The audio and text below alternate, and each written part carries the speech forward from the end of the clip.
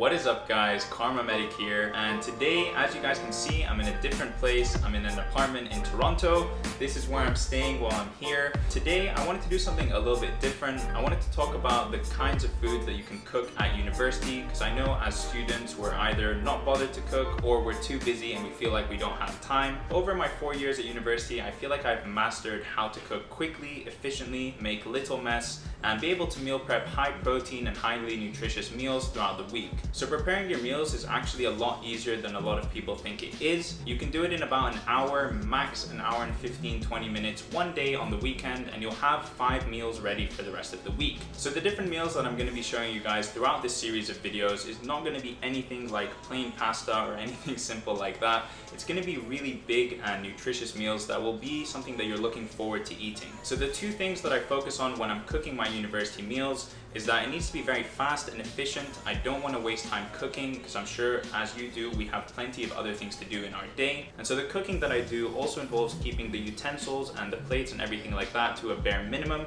so that there's less cleaning up to do afterwards. And the second thing is I don't focus on making my meals look any good. I don't focus on making them the perfect dish or the perfect looking dish. It just needs to be food that I can consume after the gym when I get home. So all the meals that I cook are very, very simple. They contain a meat, a carbohydrate, and a lot of vegetables. And that way I always feel like I'm eating a balanced meal and I can vary the types of meals that I'm having. But anyway, without further ado, let's jump to the kitchen and let's get cooking. So first things first, we've got 3 of these round strip stir-fried beef. And the reason I have 3 is because I go to the gym every other day. I run at least once or twice a week. I play basketball as well.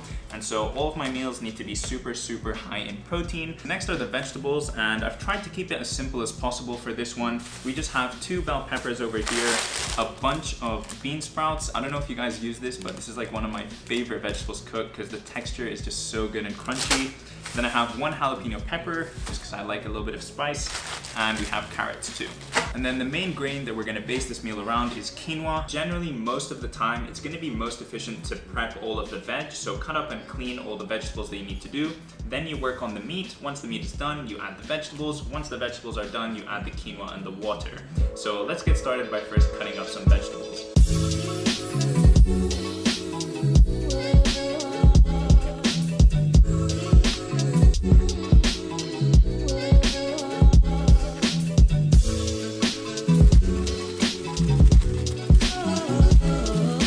Totally forgot to add 2 different vegetables to the mix, and that is bok choy that I mentioned before and also green onions. So I'm gonna cut those up now and add them to the bowl.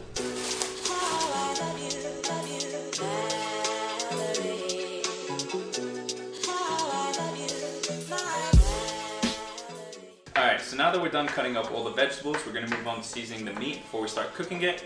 And usually when I season meat, all I do is throw in some salt and some pepper and that's it, because personally I don't care. But I know a lot of people really enjoy seasoning, and so I brought over my good friend Arslan. He's going to take care of the seasoning of the meat.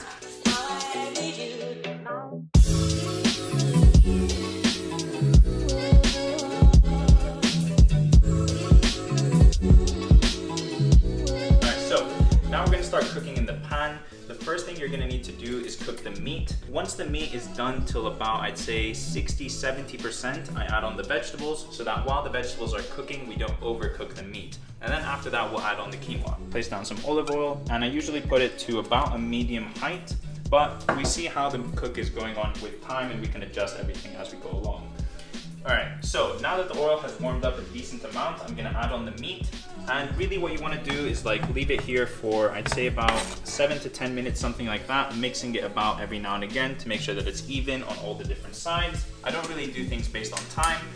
It's just sort of like gauging it as I go along. Here's the meat. We're going to make sure that it's covered in a decent amount of oil, and as it heats up here, it's going to start to cook quite nicely. And now we can do a time lapse of that.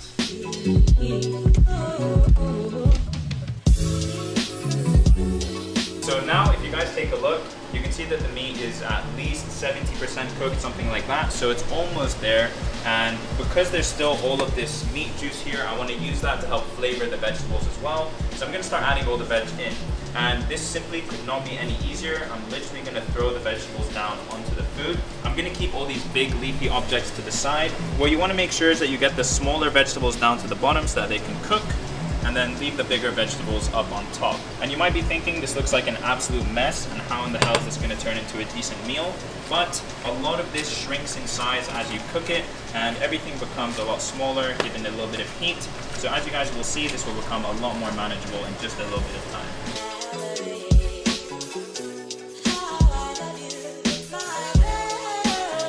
Alright guys, so now all of the vegetable volume has gone down. Let's take this piece of carrot. That is hot. That is really hot.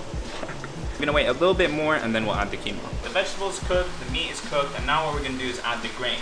And so how I do this is also very, very easy.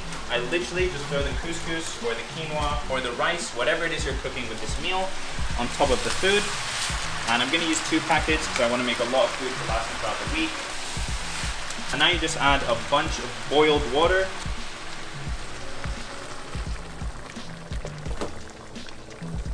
Alright, and you wanna add a decent amount of water. You might have to add water again if the quinoa is not fully cooked and it's reaching the point where the water is disappearing. But basically, that's it. You leave this on a light simmer. So you don't want to see that the water is boiling very strongly. You want to just have it bubbling a little bit. So the meal, a little bit less of a boil than that. But anyway, it's just going to stay like that for about now 10-15 minutes and the meal will be finished. So we'll catch up then. Alright, so now that the food's done cooking, we can do what is basically the easiest and best part, which is package it into different Tupperwares that you can easily have throughout the week. So a meal like this would usually take me about an hour to cook. That might sound like I'm exaggerating or something, but honestly not at all. I just put on a YouTube video to watch in the background and I just burst through this, cutting up everything really quickly, putting everything on the stove, and it can honestly be done in an hour.